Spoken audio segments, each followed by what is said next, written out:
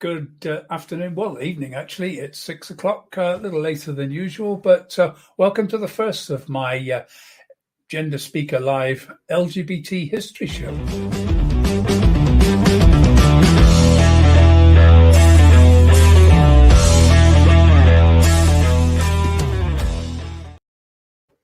Hi, and welcome to the show, where today we're going to be talking about Magnus Hirschfeld. Now, Hirschfeld's probably one of the most influential and significant people in the history of the LGBT, or in LGBT history. And I just want to talk a little bit about what happened during his life, the impact he had, and some of the consequences for him, which were quite severe. So we'll dig straight back into it. Just want to remind you, don't forget, I'm going to be talking a little bit about my trans and non-binary inclusion workshop. That's on the 20th of October. Make a note in your diary there. You'll find the details in the show notes below. Well, they're not quite there yet, but they will be by the time you get there. So LGBTQ history, and here we are talking about Magnus Hirschfeld, born in 1868. Hirschfeld, as you can probably tell from the name, a Jewish doctor, born actually in what is now Poland, but very quickly moved to Germany and established a practice in Berlin. Now, I think it's probably difficult for us to understand. We all know the various different names about people who sexologists and psychologists and various things. But when you look at them, you suddenly realize that it all happened in that Bavarian area, that area of Austria, Germany. Obviously, the grandfather of psychoanalysis, Sigmund Freud, 1856 to 1939, which is around, he basically born just before Hirschfeld and died slightly afterwards. So definitely a significant influence on what was happening with Hirschfeld growing up and developing as a sexologist. Probably the most famous and the first of the real sexology practitioners, Richard von Kraft Ebbing, 1840 to 1904, a little bit before both Freud and Hirschfeld, and he developed this psychopathia sexualis, his big magnum opus is the word I'm looking for. There we go, magnum opus. That was his thing. Kraft Ebbing developed, it's interesting, words we use today and we don't think about where they came from. He coined the word homosexuality, bisexuality, and sadism and masochism. These were all terms that he developed and created in his study of sexuality and deviant sexuality. That was particularly what he tended to call it. Sadism, named after the Marquis de Sade. Masochism, and I can't remember another nobleman whose name it came after. And it's interesting, I mentioned that because we'll look at Havelock Ellis in a second. But a lot of these terms coined at that time. Now, obviously, homosexuality, when it was coined, a term to describe people who were deviant in their sexual behavior. Heterosexuality came later in order to balance off homosexuality. What was the alternative to homosexuality? Well, the moment you say normal, that makes homosexuality abnormal. So that was one of the reasons why the terms heterosexual was developed to counter the homosexuality without making homosexuality other or abnormal, similar to bisexuality. So, Henry Havelock Ellis, most of the rest, Kraft Ebbing, Sigmund Freud, Hirschfeld, all in that German area, along with Carl Jung and a few others, all at the same time. A huge development. The whole field of psychoanalysis and psychotherapy all developed in that area, supporting each other, developing and competing with each other. Havelock Ellis was actually British, but he had also started studying sexology and was very keen and interested in that. He developed a term after Hirschfeld, actually. He developed the term eonism to describe what we now know as transgenderism. And that came from the Chevalier Dion de Beaumont. Now, I'm going to do a history show about the Chevalier because it was quite an important, he's quite an important character in the history of trans development. But a particularly famous French nobleman in the court and Russian court and in Britain. And the Beaumont Society, the British support organization for it was originally for heterosexual cross-dressers, transvestites, that developed from the 60s and still exists today, was named after the Chevalier Dion de Beaumont. So that's really where we were with.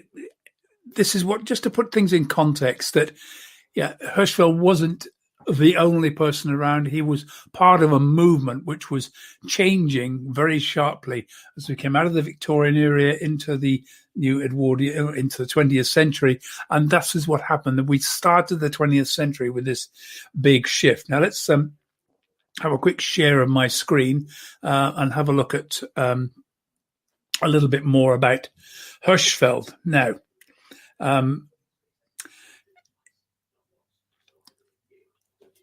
here's Magnus Hirschfeld, the man. Now, this is him in his older days.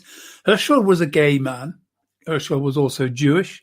And he was a gay rights activist, and probably the first really major gay right campaign was developed by Hirschfeld. It was in Germany. They were battling against what was called Paragraph 175, which was the piece of German law which made homosexuality illegal. And they were moving quite significantly forward. There was a challenge. A lot of people were very uncomfortable with the more flamboyant members of the gay community. Now, you've got to remember, back when this all started, there was no transvestism or transsexualism or transgenderism. It was all part of this gay community. Now, even the term gay, that was a 60s term. So we're talking about a term where homosexuality had been developed as a term, but mostly people referred to gay people as sodomites. In fact, they were all mostly slurs, the terms that were used, because it was frowned upon. Most countries in Europe, homosexuality was still illegal because trans was no different from homosexuality. It was considered the same. The fact that somebody dressed as a woman, if they were a man, they were still basically homosexual. They were still breaking the laws. They would have been breach of Paragraph 75. They would have been in breach of the British law as well. So this campaign was started up. Hirschfeld wrote a book in 1910 in which he coined the term transvestism. And this was an encounter to the term Eonism, which Havelock Ellis was trying to promote. And, well, as we know, Eonism lost out. He was trying to, Eonism was along the lines of masochism, sadism, Eonism, as it was all part of and it reflected, I think, and this is probably why it lost out, sadism and masochism were seen as fetishisms. And I think Ellis saw transvestism very much as a fetish as well. And that's why he embraced it in the same context as sadism and masochism. It was a fetishistic practice. Hirschfeld didn't. He actually was much more considered about this. And this is why he developed much more of the work that went on to help provide medical support for transvestism and transsexualism. In fact, most of the people described in Hirschfeld's book, most of the case studies he described as transvestite, today we would consider as transsexual, transgender. These were people who wanted to change their bodies, wanted to become men, wanted to become women, and move from one gender to another. And he worked with Lily Elbe, who I'm going to come to in a minute, and look at a little bit about what happened to her. She's the most famous and the first very public gender reassignment. But Hirschfeld, in his work on developing support for trans people, also worked very much with a German surgeon and started to look. Now, Ina Wagner and Gerda Wagner came to him because of the work that was going on. He had established a gender clinic. He was doing a huge amount of work, compiling enormous amounts of research on sexual behaviors and sexual practices and trying to understand the differences between various different gay, lesbian communities. And Ina and Gerda, both artists. It's claimed that Ina was probably the better artist, but Gerda was the one who ultimately became the most famous, not because of her skill as an artist, but because of her subject. If you've seen the film The Danish Girl with Eddie Redmayne, that was based upon a novel that was based upon the life of Ina Wagner. Ina apparently had one day, Gerda was completing a painting of a client, and the client couldn't turn up for the sitting. So she said to Ina, darling, would you mind just sitting in for me and, just so I can finish off? No, you're going to have to wear the dress because I need to be able to get the hem right. And Ina fell in love with wearing beautiful female clothes. And from that point onwards, slowly moved towards wanting to be Lily and wanting to live as a woman. Now, it's quite likely that Ina was actually not trans but intersex, that he actually had a quite feminine body, and there may have even been female parts. He developed this is the work of Gerda. We can see that Gerda was there were shall we say a less usual couple. Much of her art was actually quite erotic art in Victorian art terms. Ina developed life as Lily. This is him at the clinic, dressed as Lily. And paintings by Gerda kept turning up with this strange, alluring woman. Paintings that became very famous in the 1920s when this was all happening. And nobody was quite sure who the subject was, and slowly it came out as Ina transformed steadily towards being Lily. So it became clear that these were paintings, this very boyish style that became very famous in the 20s, may in some ways have been encouraged by paintings of a trans woman. So that's quite an oddity of the history. They did actually separate, although Lily, Gerda always loved Lily. And when she became ill, and when she was struggling with multiple surgeries, was there behind her. After Lily's death, Gerda never married again and really, really struggled to cope with it. 5 operations taken place, the last of which was believed was an attempt to try and allow Lily to be able to have a baby, which even now we wouldn't even dream of trying. So that's the indication that when they were operating, they actually found on almost female reproductive system, and there was an attempt to try to make that function properly, but it didn't, and Lily sadly died.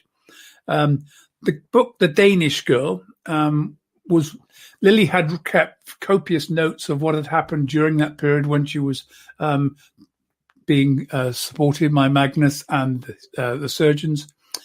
Those notes were then turned into a book about her life that became a huge bestseller at the time, and then was later taken on, and a novel based upon her life was then produced. So what we saw in The Danish Girl was a slightly fictionalized account of what had happened. Some of the names have changed, the names of surgeons, names of psychiatrists, etc. But that was the work of Magnus Hirschfeld. So I want to look now at what happened in Germany. Just let me, you may have seen this picture, May the 10th, of the book burning that took place in Germany. On May the 6th, 1933, the National Socialist Party took power, the Nazis. Let me just show you this short video.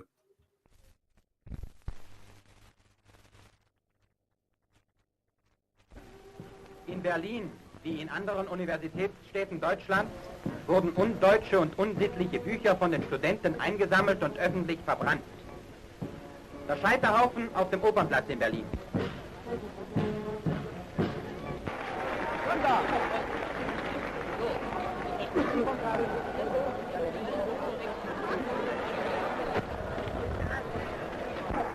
Reichsminister Dr. Goebbels spricht zur Jugend. Meine Kommilitonen, deutsche Männer und Frauen.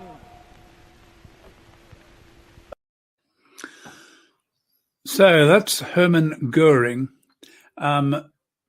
talking just after the National Socialists and Nazis came to power on the 6th. By the 10th of May, they were burning books. And what's not generally known is that those books were actually Magnus Hirschfeld's library. Hirschfeld had set up the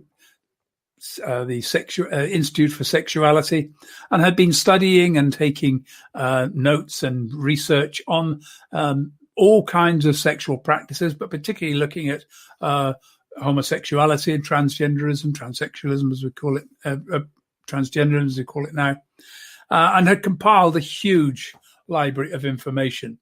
Hitler himself had actually called Magnus Hirschfeld the most dangerous Jew in Germany. So he wasn't particularly popular. As it happened, on May the 10th, 1933, Hirschfeld was on an extended American tour. He never ever returned to Germany. His institute was ransacked. The books were all taken out into the streets and burned. And that was the end of the work of Hirschfeld. Not unfortunately the end of what happened to people who were gay. Thousands of them were arrested. Thousands of them were sent into concentration camps. And sadly, we've never really focused on what happened to the gay men that were sent to the concentration camps, because they, some might think they had a harder time. They weren't gassed. That wasn't the fate of the gay. The gay men from Germany who were arrested. Many of them were Jews, but there were gay men from all walks of life were arrested and sent to concentration camps, where they became basically lab rats. They were treated in all kinds of medical treatments, looking for cures for homosexuality, looking for all sorts of ways to try and rid society of this practice. Very few survived. They wore a pink triangle rather than the yellow triangle, which is why that pink triangle has become a symbol of gay pride for many people today. So that was the life. What Hirschfeld did return. He returned to France and went to Nice, where he died on his 65th birthday. But that was the life of Magnus Hirschfeld. It was a difficult time. His work was not completely lost. While touring America, he'd met with Harry Benjamin. Some information and some of the details of his work were handed over and sent to Benjamin.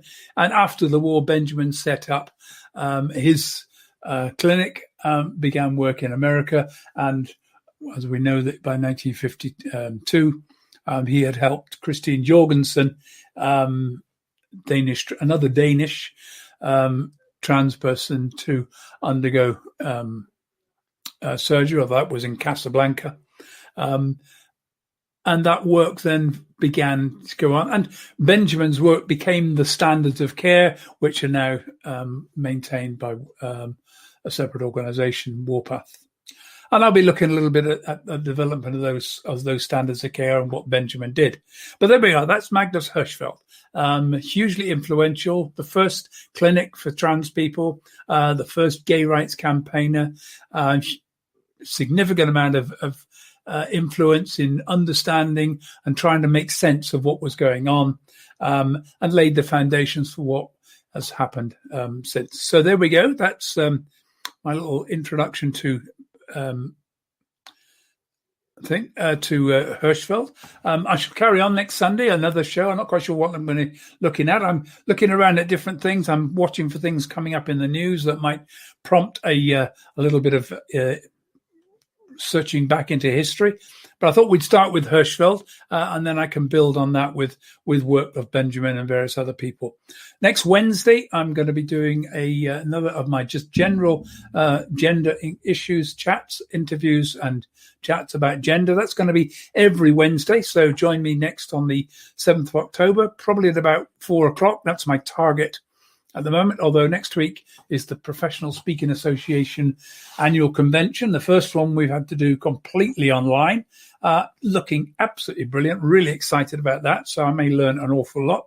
I'm also transferring all of these shows onto podcasts, so you're going to be able to get hold of those. I'm just putting them up one a day at the moment, so they're not flooded on all in one go. But if you want those, you can. If you just look at your normal podcast app, I'm using iTunes, or if you're using, I use, what is it, Pod Addict, or anyway, whatever your preferred podcast app is, just search for Gender Speaker Live and you'll find the podcast there. Don't forget, look down for the details below. The Trans and Non-Binary Inclusion Workshop, 2-hour workshop, going to be helping you to understand how to make the workplace more trans-friendly, trans-inclusive, and it's very simple. Come along, pay what you can afford. Recommend a minimum 20, but you pay what you can afford. So, look forward to seeing you on Wednesday.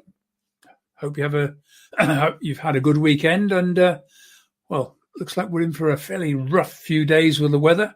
But anyway, I look forward to seeing you next week. Let's see if I can find my, look forward to seeing you on Wednesday. Take care.